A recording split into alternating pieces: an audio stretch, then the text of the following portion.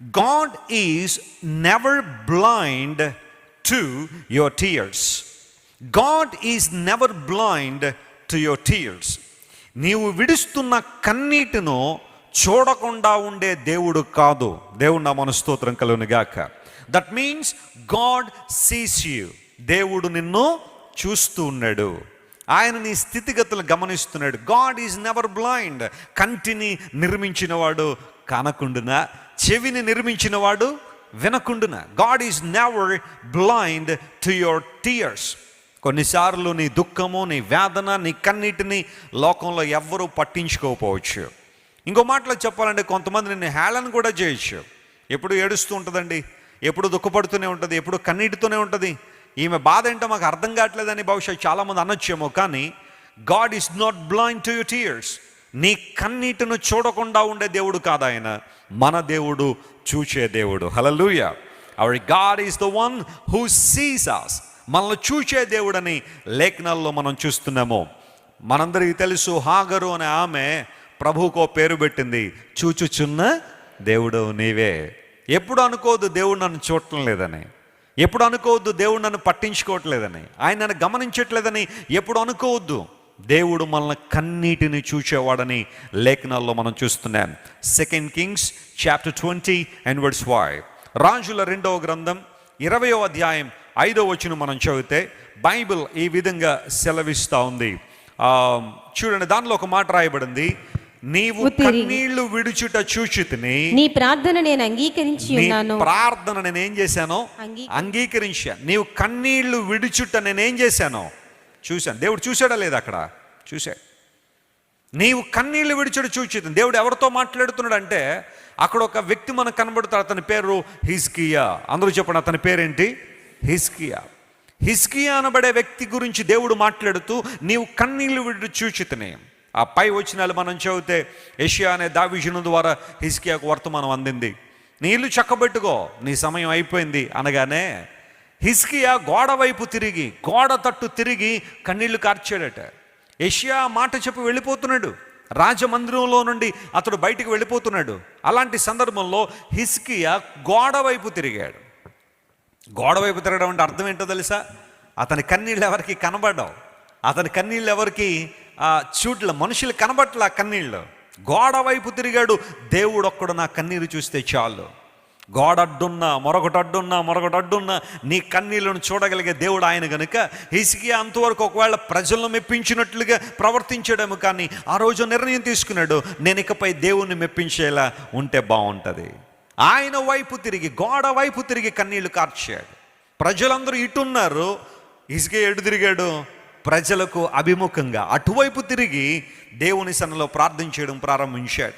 ఒకవేళ ఇంతవరకు నీ కన్నీళ్లు ప్రజల ముందు కార్చావేమో, ఒకవేళ ఇంతవరకు నీ కన్నీరు వారు మేలు చేస్తారు, వీళ్ళు మేలు చేస్తారని అటు ఇటు తిరిగి నీ కన్నీళ్లు కార్చావేమో. కానీ ఈ రాత్రి దేవుని వైపు నువ్వు తిరగలిగితే, సృష్టికర్తనే దేవుడు, నిన్ను నిర్మించిన వాడు, నీకు రూపునిచ్చిన దేవుని వైపు నువ్వు తిరగలిగితే అసాధారణమైన అద్భుతాలు ప్రభు నీ జీవితంలో జరిగిస్తాడు. నమ్మిన వారు స్తోత్రం చెప్పండి. హల్లెలూయా. నీ కన్నీరు చూచే దేవుడు అని. God is never blind to your tears. నీ కన్నీటికి దేవుడు ఎప్పుడు కూడా దూరంగా ఉండేవాడు కాదు.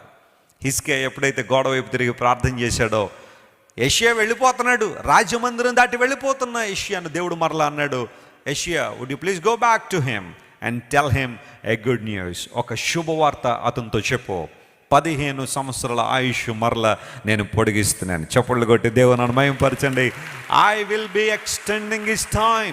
అతని సమయాన్ని పొడిగిస్తున్నాను అని దేవుడు ఒక చక్కని మాట హిజ్కియాతో మాట్లాడాడు. ఈ రాత్రి ఒకవేళ బహుశా నీ కన్నీటిని చూసి అందరూ నిన్ను హేళన చేస్తున్నారేమో, ప్రతి ఒక్కరు నిన్ను నిందిస్తున్నారేమో, ఒకవేళ జోకులు వేసుకునే వాళ్ళు చాలామంది ఉన్నారేమో.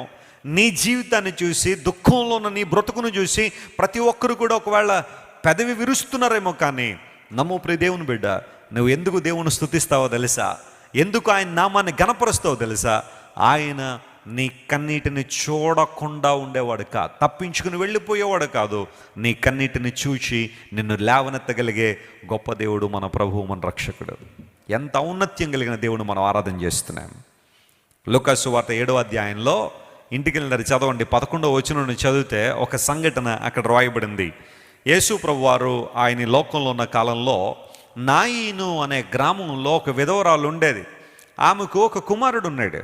ఎందుకో ఆ కుమారుడు కాయలపడి చనిపోయాడు, జబ్బు చేసి చనిపోయాడు. అనేక మంది ఆమె చుట్టూ చేరి అమ్మ ఏడవద్దని చాలామంది ఆమెను ఓదార్చడానికి ప్రయత్నం చేశారు. కానీ ఎవ్వరి మాటలు ఆమెకు ఓదార్పునివ్వట్లేదు, ఎవ్వరి మాటలు ఆమెకు ఆదరణ ఇవ్వడం లేదు. ఏడ్చింది ఏడుస్తూనే ఉంది. ఈ లోపల ఎంతసేపు ఉంచుతారు చచ్చిపోయిన దేహాన్ని, చనిపోయిన శవాన్ని ఎంతసేపు ఉంచుతారు? మానవ జీవితం చూడండి ఎంత విచిత్రంగా ఉంటుందో. అప్పటిదాకా మన పేరు వెనకాల మన ముందు రకరకాల డిగ్రీలు పెట్టి వారంతండి వీరెంతండి అని చెప్పుకునేవారు ఒక్కసారి మనం చచ్చిపోగానే డెడ్ బాడీ ఎక్కడ పెట్టారా అని అడుగుతారు కదా. అప్పటిదాకా రకరకాల రెస్పెక్ట్ ఉంటుంది, పేర్లు ఆ పేర్లు ఈ పేర్లు ఉంటాయి. కానీ ఒక్కసారి మరణం మనల్ని తాకగానే అప్పటిదాకా ఉన్న ఆ రెస్పెక్ట్ అంతా పోయి అక్కడ నుండి ఏమంటారు? డెడ్ బాడీ, శవం ఎత్తేసారా, మృతదేహం ఏమైంది పరిస్థితి అని కొంతమంది మాట్లాడుతూ ఉంటారు. మానవ జీవితం ప్రియులరా ఎంత అల్పమైందో కొన్నిసార్లు ఇలాంటి సంఘటనలు వింటూ ఉంటే మనకు అర్థమవుతూ ఉంటుంది. దుఃఖం ఉంది, వేదన ఉంది, మరణం ఉన్న చోట. కానీ వెంటనే పాడిగట్టారు, ఆ వ్యక్తిని తీసుకుని పోతా ఉన్నారు. ఆ ప్రాంతానికి వెలుపల, ఆ గ్రామానికి వెలుపల అతను పాతిపెట్టడానికి తీసుకెళ్ళిపోతా ఉన్నప్పుడు యేసు ప్రభు వారు ఆ ప్రాంతానికి వస్తూ ఉన్నారు. గ్రామం వెలుపల నుండి ప్రభు లోపలికి వస్తున్నారు. వాస్తవానికి ఒక యూదునిగా యేసు ప్రభు ఒక శవం వెళ్తున్నప్పుడు ఆయన తప్పుకుని దారి ఇచ్చేసేయాలి. కానీ అలా ఇవ్వలా, ఆయన నిలబడ్డాడు ఎదురుగా. గబగబా నడుచుకుంటూ వెళ్ళాడు. సిచ్యువేషన్ అంతా ప్రభువు చూశారు, పరిస్థితి అర్థమైంది. దగ్గరికి వెళ్ళారు. ఆ విధవరాలు, కన్నీటితో ఉన్న విధవరాల దగ్గరికి వెళ్ళి ఆ ప్రభు ఆమెతో అంటున్నారు, అమ్మ ఏడవవద్దు అన్న, డు నాట్ వీప్ అనే మాట. బహుశా ఆ మాట ఇప్పటికి చాలాసార్లు అని ఉంటారు. అనేక మంది చుట్టూ ఉన్న వాళ్ళందరూ కూడా, ఆ స్త్రీలు కానీ లేకపోతే ఆ గ్రామస్తులు కానీ చాలామంది ఏడవద్దమ్మా అన్నారు. కానీ ఏ ఒక్కరు కూడా ఆమెలో ఉన్న దుఃఖాన్ని తీసివేయలేకపోయారు, ఆమెలో ఉన్న కన్నీటిని తీసివేయలేకపోయారు. ధారలై కారుతున్న కన్నీటిను ఏ ఒక్కరూ అడ్డుకట్ట వేయలేకపోయారు. కానీ ప్రభు వెళ్ళాడు, అమ్మా ఏడవద్దు అని చెప్పిన దేవుడు చచ్చిపోయిన కుమారుని బ్రతికించడం ద్వారా నిజంగా ఆయన ఇచ్చిన వాగ్దానాన్ని నెరవేర్చుకున్నారు. దేవుని నామమున స్తోత్రం కలుగునుగాక. God is not blind to your tears. దేవుడు నీ కన్నీటిని చూడకుండా వెళ్ళిపోయేవాడు కాదు, పట్టించుకోకుండా వెళ్ళిపోయేవాడు కాదు.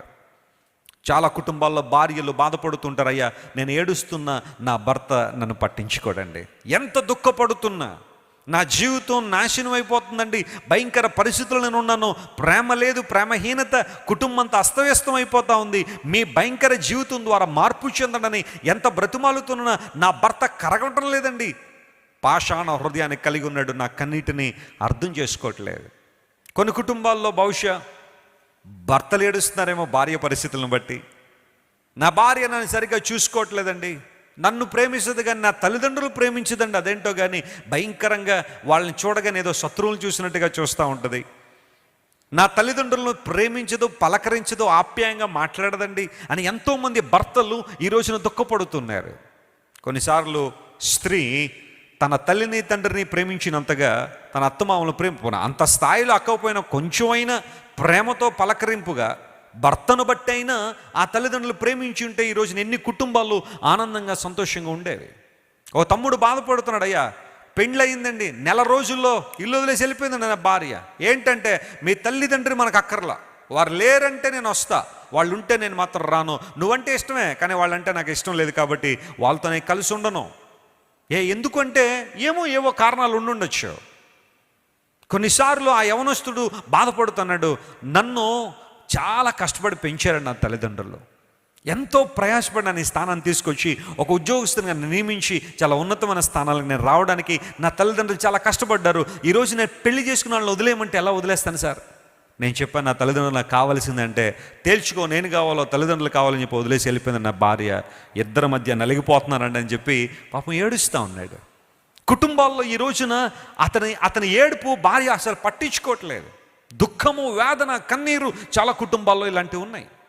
వివాహమైన తర్వాత ఎవరికి ఇవ్వాల్సిన స్థానాన్ని వారికి ఇవ్వాలి. దేవుని నామమున స్తోత్రం కలుగునుగాక.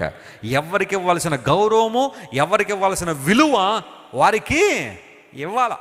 నా భర్త ఇష్టం అండి, వాళ్ళ తరపులు ఇష్టం ఉండదనంటే కుదరదు. పెండ్లి చేసుకున్నప్పుడు నీ భర్తతో పాటుగా వారి తల్లిదండ్రులు కూడా నువ్వేం చేయాలా? ప్రేమించాలి. అలా సిద్ధపడితేనే వివాహం చేసుకోండి. అలా సిద్ధపడితేనే తమ్ముడు, నీ భార్యతో పాటుగా వారి తల్లిదండ్రులు కూడా నువ్వు గౌరవిస్తేనే, ప్రేమిస్తేనే పెళ్లి చేసుకో. ఆ తర్వాత వాళ్ళ బాధించి ఇబ్బంది పెట్టి కొన్నిసార్లు కన్నీటి పర్యంతం అవుతున్న అనేక కుటుంబాలు ఈ రోజున. నా కన్నీరు చాలామందికి అలుసండి, ఎవరు పట్టించుకోవట్లేదు. పిల్లలు ఏడుపు తల్లిదండ్రులు చూడడం లేదు, తల్లిదండ్రులు ఏడుపుడు పిల్లలు చూడడం లేదు ఈ రోజుల్లో. జాగ్రత్తగా గమనించండి, బైబిల్ సెలవిస్తూ ఉంది, గాడ్ ఈజ్ నాట్ బ్లైండ్. దేవుడు గుడ్డివాడు కాదు, ఆయన అంధుడు కాదు, ఆయన చూడనివాడు కాదు, ఆయన ఒక చోట నిలబడితే అక్కడే ఉండేవాడు కాదు నా దేవుడు. ఆయన సమస్తము చూడగలిగిన దేవుడు. హల్లెలూయా. నీ స్థితిగతులు గమనించగలిగిన వాడు, నీ పరిస్థితులు గమనించగలిగిన వాడు. యెహోవా కన్నులు ప్రతి స్థలం మీద ఉంటాయి, అవి మంచివారిని చెడ్డవారిని చూస్తూ ఉంటాయని బైబిల్లో రాయబడింది. ఆయన నేత్రములు ప్రతి ప్రాంతాన్ని పరిశీలన చేస్తూనే ఉన్నాయి. అందును బట్టి ఒకవేళ ఈ రాత్రి ఇంకా కృంగుదల్లో ఉన్నావా, కన్నీటిలో ఉన్నావా, ఒకవేళ నీ కన్నీరు లోకానికి అలుసేమో కానీ నీ దేవునికి అలుసు కాదు. ఆయన బలపరిచే దేవుడు, నీ కన్నీటిని తుడిచేవాడు.